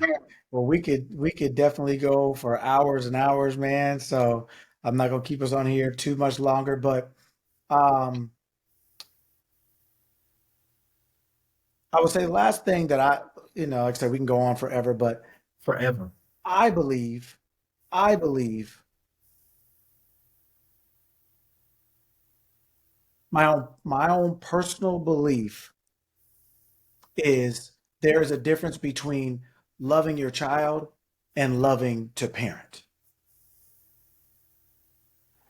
And I think that there is a there is a prevailing disconnect in those two areas with with a lot of parents, and because you can get into parenting haphazardly, right? Mistakenly, oops. Yep. Uh, you can fall into it, back into it, wake up to it. You can, there's so many different ways, right, Yes. to get Yes. into it. And so, So I would say, so last thing I would say is, so I would say one, what is your, how do you feel about that statement? And two, I also believe that maybe that it's a byproduct of it. Just speaking for myself, maybe it's a byproduct of it, or maybe it's just something that you can literally just figure out. But I think for me, because I love to parent, I look for all the best ways I can do to do it. Like I look, like when you love to play basketball, it was like you realize, Yeah. like, okay, I love to play basketball so much I want to win. And I want Right. to win so much, I realize I gotta practice. Yes.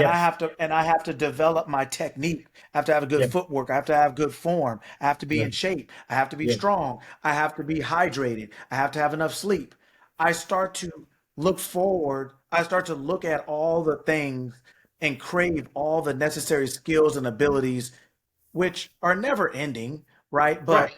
But I start to look for all the game, Yes. all the skill, all the Yes. technique that Yes. I can possibly get Yeah.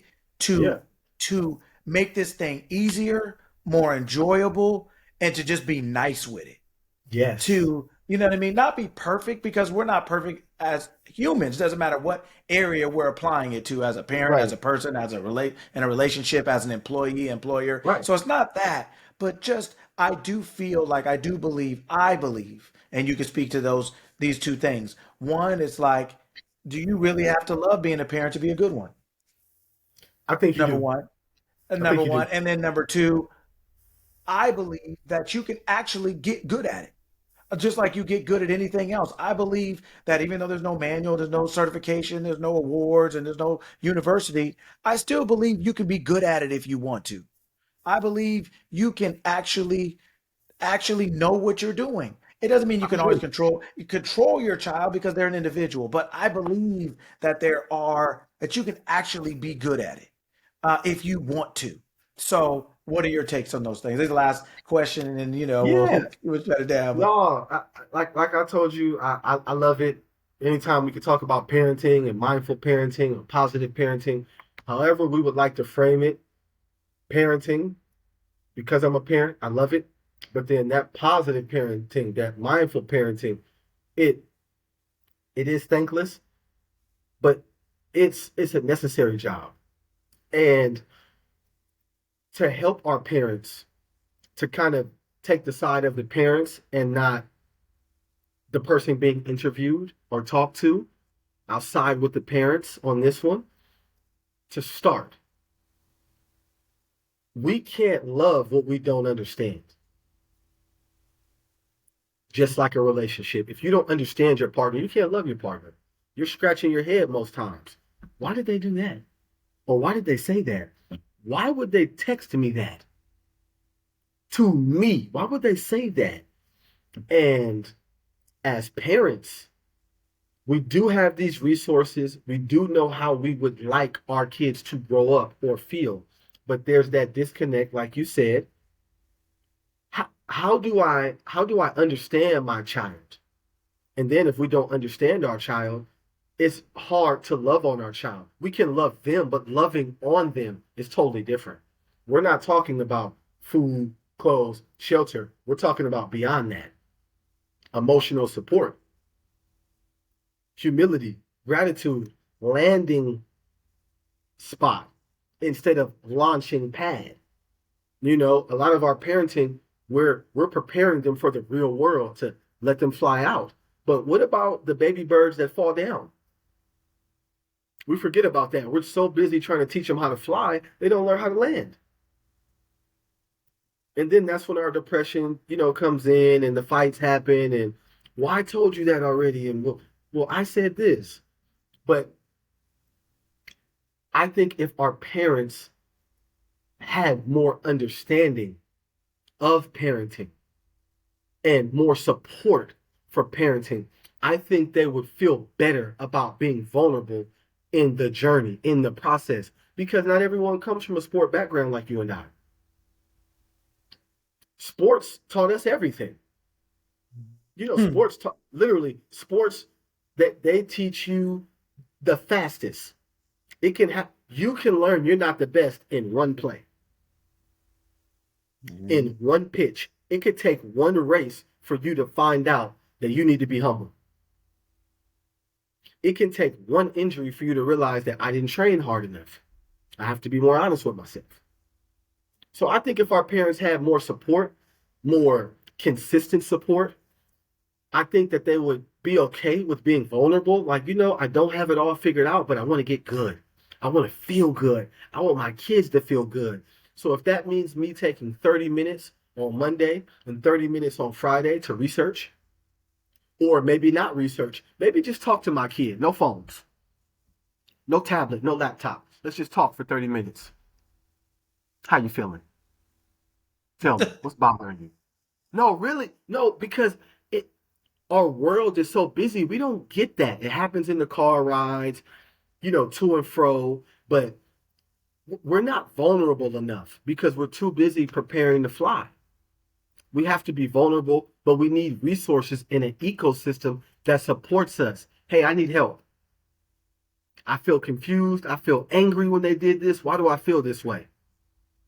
Then that's why people like you are so impactful, Luck, because you're there for them. You help guide these families where they need to go. You allow them to, for 1 hour, 2 hour, 3 hours, they get to sit back and say, okay, this man is helping me. He's helping me become a better person so I can help my family. That's what makes you so impactful. But I now switching sides. I'm coming back over the fence, right? Switching yards. I'm coming back to your yard now. I do think you can improve at parenting, and I do think you can't fall in love with it. You fall in love with shoes, you fall in love with gadgets, you fall in love with that new purchase. We can fall in love with our kids over and over and over again every day, every single day. So even if there is a parent out there right now who's like questioning, am I in love with parenting? Do I love going to take my kid places, or do I tolerate it? You don't think your kid feels that? Come on, we got to be honest. As parents, they feel it.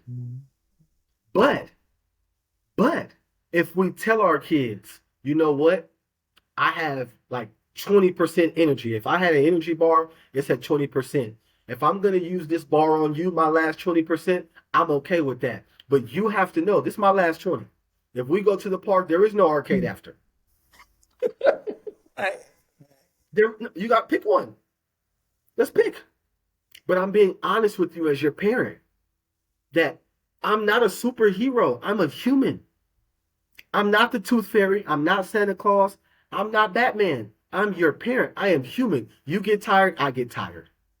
But if we're both tired, how can we help each other? Or how can we speak to each other? Or how can I take time to give you what you need without making you feel like a burden? And that's the information that needs to be passed on to our parents. We do need an ecosystem that supports what you said. How do I get nice? How do I learn how to shoot as a parent? How do I learn how to draw as a parent? And then how do I connect that with my child? Well, you do it that way. You connect with them. That's the best way. Immersion. Jump in head first. Dive on in. Hey, you know what, son, daughter? I'm not really good at this part of parenting you, but I'm trying my hardest. Do you have any suggestions? I'm still your parent, but I want you, if there's something that helps you, help me help you, can you connect it for me? At 9, they got to think about it. At 13, they could probably tell you on the spot. Probably with a little bit of extra fire, you know? So to finish out here, I think we provide a safe space for our parents to be vulnerable and to be able to raise their hand and say, I don't know how to fall in love with this. I love my child, but I don't know how to fall in love with their activities. I don't know how to fall in love with supporting them when they're down or depressed. I don't know how. And that's where you and I can come in and put our heads together and try to create this ecosystem or continue to grow this ecosystem to support our parents. It's just support. Then the other side, like I said, last thought, final thought, is if we can go on Facebook and look up what we need, we can do the same. The same process, different result. Same freeway, highway, different exit. We can't lie about it. We have to be honest. We just have to be honest. Honest, immersive, inclusive. And you're usually going to have some positivity, usually, to some degree. I I, remember when, we laugh about so many stories about our own kids, right. when you were talking about your boy and he didn't do that vocabulary right. And he had the Yep. picture up Yep. looking like some kind of hostage with the Refugee. picture up. Oh, yeah. Right. Oh, well, that was a natural consequence. I gave him the option. I said, hey, so the backstory was he wanted to play more. He said, I don't feel like I'm playing enough. I feel like you're making me do work. I said, I can understand why you feel that way. Can I provide some insight? He wasn't hearing it. He didn't want to hear it. I said, well, I don't want to argue with you. You're my kid. I'm not going to argue with you. I'm going to make you the master of your own destiny. I'm going to make you the scientist. Let's run an experiment. And he sat up. He said, ooh, experiment? Science? Okay. All right, let's do it. We're going to take 1 week, 7 days. You do whatever you want. The only caveat is you have to go to bed at your same time, but you can fill your day up how you want. You have to go outside and do some physical movement, and you have to go to bed on time, and I'll provide you dinner. Those are our 3 constants this week while you conduct your experiment. Oh boy. Oh boy. Put that test down on him. Oh my God. Did the tears roll? I thought he wasn't gonna stop crying. I had to bring a towel. I thought the tears and a cup. I had a towel and a cup. I said, which one? Because this is a lot of water. After that, as a family, we talked about it. So now you understand why we say what we say. Instead of a lecture, instead of me being in your ear as your father, you conducted your experiment yourself and you gathered your own data and your own results. You had a hypothesis and you figured out your conclusion. It wasn't it. It wasn't it. You failed.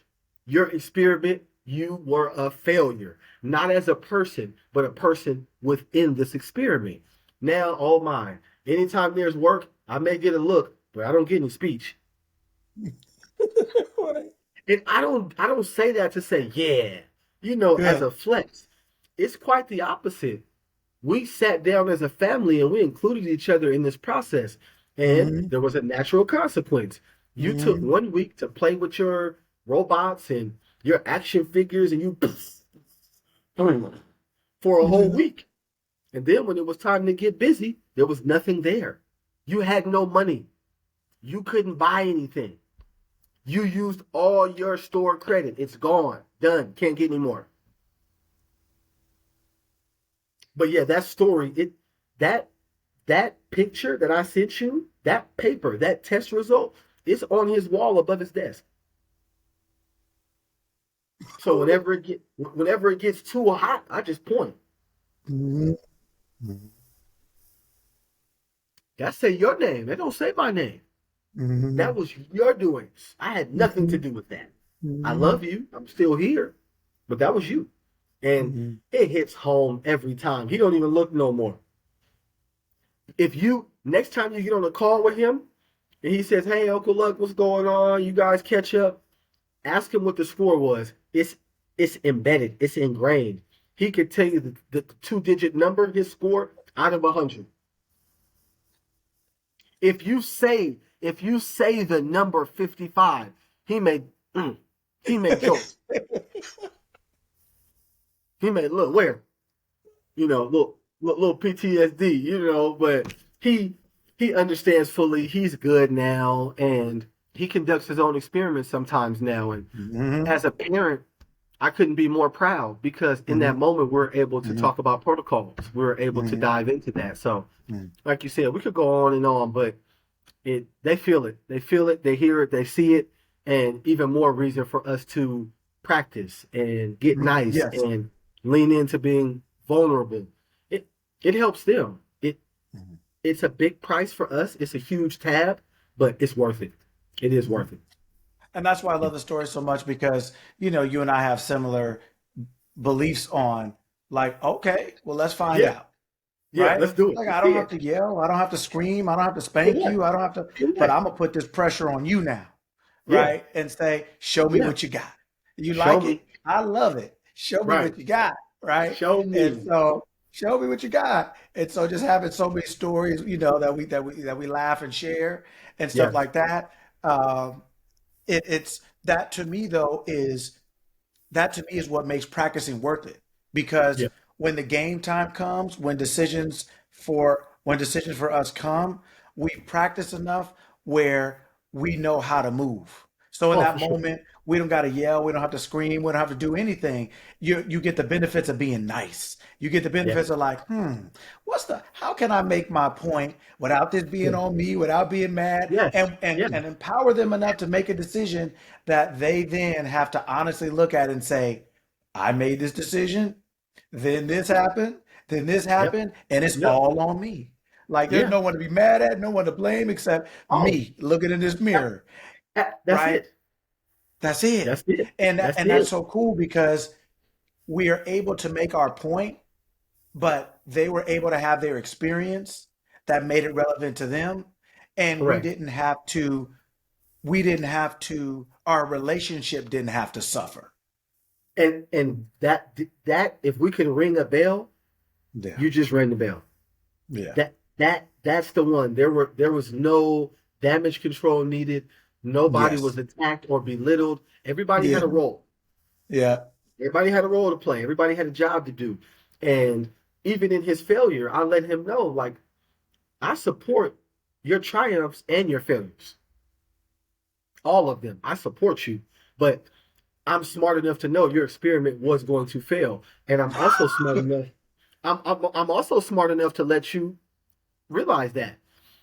Would I allow you to drive a car at 10? No, I'm too smart for that. you know, but but you taking 1 week out of your life to play with toys and Legos and do no work at all. I'm smart enough to know that what you're going to get from that failure will last you a lifetime. It saves me a lecture. It'll never go anywhere. Yeah. Well, that's why he looks sometimes and he's looking like, why aren't you yelling? I'm used to people yelling. Why would I yell? Why would I yell at you about you for you? Why would I do that to Yeah. you? Why would I do that to me? I have too much self respect for myself to yell at you, a kid, to boss a kid around. Let's do it this way. You don't want to do it this way? What does it look like to you if you do it your way? Write it down. Usually, like parents will say, well, that takes time, and how do we have a pragmatic approach to that? How do we work in a practical sense, but not in theory? Easy. Remind them that it's going to affect them. When you talked about that list, when you talked about that list, you know what? Write Hey, down hey, everything that I do for you. Write it hey, all down, and then hey, write then write down then hey, write down what you did. Yeah. hey, hey. What he had like three things on his list. I had 30. And he started to scratch his head. I said, so do you think that you should talk to me this way when I do all this for you and you do this for me? Do you think you've built enough? No, no. Get your head up. Don't be sad. Be real. Be real. Because I'll buy you every Spider Man t shirt you want, every Batman shirt you want. Anytime you want some sorbet, if you earned it, I got you. What about me? So if you bleed my battery, if you suck my energy, how do you fill me back up to do for you? Because everything I do is for you. So what are you putting back in the pot? If you keep going to the well every day and you just take from it, you're going to have nothing left. and you're gonna lose me because once you get old enough and you don't treat me like a person, I don't know how much I can help you. Yeah. But I can't feel bad about what you did to me. I can't help you if you can do it all yourself. If you know everything, how can I help you? If you know everything, if you know so much, how can't you figure out a way to buy new clothes? If you know everything. If you know so much about food facts and everything off of YouTube, why can't you cook for yourself yet? It's not safe. It's not practical. That's why I'm here. So we got to help each other. And your list needs to be longer. You need to make me feel good. You want to ask me for something? Make me feel good. Hey, when you said that the 2 weeks ago or so, yeah, butter Make me me up, feel make me good. feel good before Make you me ask feel me for good. something. Make me feel good. Because you're coming to me. You already made up in your mind you want me to do something for you. You made it up already. Then you mustered up the courage to come ask for it. So I know you're brave. I know you're capable. So I just need one more thing on that list. Make my dad feel good. Oh man, that was fun. So then Oh when man. people, no, but it's real. But as parents, we need to be okay with them understanding how much we do for them and us giving them age appropriate things, tasks, age appropriate. I'm not Mm. telling them they got to go, commit to the workforce to come support the household. No, but you can sweep up your pencil shavings. You can help the dog. You could get me a cold bottle of water. You can refill. If you see my water bottle get empty, go get me a new one. I want you to come run up on me. Hey, is everything okay? Did you sleep good? You know, do you need me to hang anything up? Because when they get older, it's ingrained in there, and we didn't have to do anything. All we did was say, treat me like a human, make me feel good. So now, instead of yelling at their professors or yelling at their partner or spazzing out in a sporting event, they have to make someone feel good. It takes extra effort, but if you want something, give something. Reciprocate. You talked about the other day, you talked about take care of yourself. You have to respect yourself. When you talked about like in your friends just going a little too deep, you talked about just the awareness. You talked about awareness and taking care of yourself. You have to. You have to, but that stemmed from something that you introduced to me. I think it was maybe 4 years ago about kids managing themselves as their first business. Mm. Treating themselves an as an entity, so to speak. It's loose, but it's specific. You know what I mean? It's not constricting, but it's there. It's present. So if you don't take care of yourself, if you don't care how you look, why should someone else respect you? If you're frustrated and you hit yourself in the head, why would anyone else not want to hit you in the head? Oh, well, he's doing it already. We might as well jump in. If there's a group of 4 kids and you guys have a kid spat, everyone's talking, no one's really agreeing on anything, everyone's just kind of shouting, there's no respect there. So how can anything get done? So I echo that in my household and with other kids. Before you start going crazy because you think that's the right thing to do, show some self-respect. Slow down and respect yourself. Mm. Because if you come over here disrespectful, I'm going to meet you with that so you understand what it looks like. Because you don't really know what you look like. In your head, you look like a different person. So I'm going to mirror your behavior. I just ask the kids and the parents, are you okay with me saying and doing the same thing? Yes or no? Don't everyone wants to be understood, but no one wants to understand. Mm. That's not okay. If you don't understand you, how do you expect me to understand you? When they get 13, you just don't get me, and they slam their door, right? Ha! Yeah, all right. But look, you sleep in when it's time to go to school. You ditch school. You don't like to clean up. You don't like to have your closet organized. Your bathroom smells. So why would I take you serious? Why would I buy you more stuff and you don't cherish what you do have? Mm-hmm. Why would you go ask someone else for something that you wouldn't do for yourself? What kind of world do you live in? So you expect me to treat you back? You want me to bring you breakfast in bed, but you're not willing to walk down and make your own. Mm. So you want eggs, bacon, cheese, toast. You want the words freshly squeezed orange juice with my left hand, but you don't want to make your own peanut butter and jelly? You're crazy. And I don't support that. I don't subscribe to that. I'm not gonna go clean your room up. I don't play with those things. Those are your things.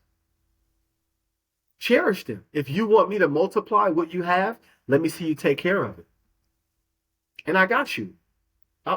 Parents, we'll do anything for our kids. It's our primal instinct. It's primal for us to protect our kids and do whatever we need to do to make sure they are okay. On that list is not disrespect, but it starts with them. Respect yourself, respect your household, respect your friends. And then I'll respect you. I have that for you. I have it. But it will remain dormant if you don't want to have any respect. That's not how it works. But it's true. And what usually happens is it may not be everything. It may not be a full 180, but you will start to see some type of results. They will clean up their bathroom. They will wipe their toilet off. It may not be a deep clean like we would do, but it might be an antibacterial wipe. You know, it might start with that. It might not be color coordinating their t-shirts, but it may be putting their shirts and clothes on hangers now. So now we have some order. And these things multiply. So when you tell them to respect themselves and respect what they do have, oh man, oh, they could fight it all they want. They could fight the curfews and the chores and the laws. They could do that. They can't fight themselves. They can't win. No kid can defeat themselves. It's impossible. It's impossible. Yes, sir. Yes, sir. Well, yeah, man. Well, definitely thank you for the great conversation. It was great, great episode, man. I was super excited about Yes, this sir. because we have so many great conversations, and we do talk to so many parents, so many kids, and make so many decisions with the parents for the kids, and vice Correct. versa, and all Correct. that stuff. And so it was great to have this to be able to get it out to more people, Yes. and so, and I know this is, I know this is what you do. So it's nice to have, like you said, kind of a, kind of a consortium of resources Correct. for parents. So, definitely, I want you to let everybody know where they can reach you if they want any help, with their kids or just as parents, since is what you do. I want you to be able to, give out your information where people can find you and, hopefully reach out to you and get some of that support that we all need and use. No, for sure, for sure. The most intimate way, the way that I like to do it is email. I love me personally, selfishly. I love opening emails from parents, and seeing their subject line or their headers and, mindful parenting, positive parenting. And they can email, once they see this episode and they hear our conversation. You and I will do things in the future to help provide this abundance of Mhm. resources, this ecosystem. But for now, Zeon Gray at gmail.com.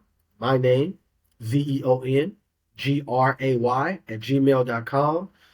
If you could, to help me filter our emails, mindful parenting, positive parenting, or just plain old parenting. They all work as long as parenting is in our subject line. uh, Almost an immediate response. I can pretty much guarantee that within the week for sure. Yep. Well, yeah, man. Well, this is good, man. We're definitely gonna do another one. This is the first one, and like you said, For we do sure. have some things kind of lined up where we'll do some things live that we invite people into, so that people can really Yes. respond and ask questions.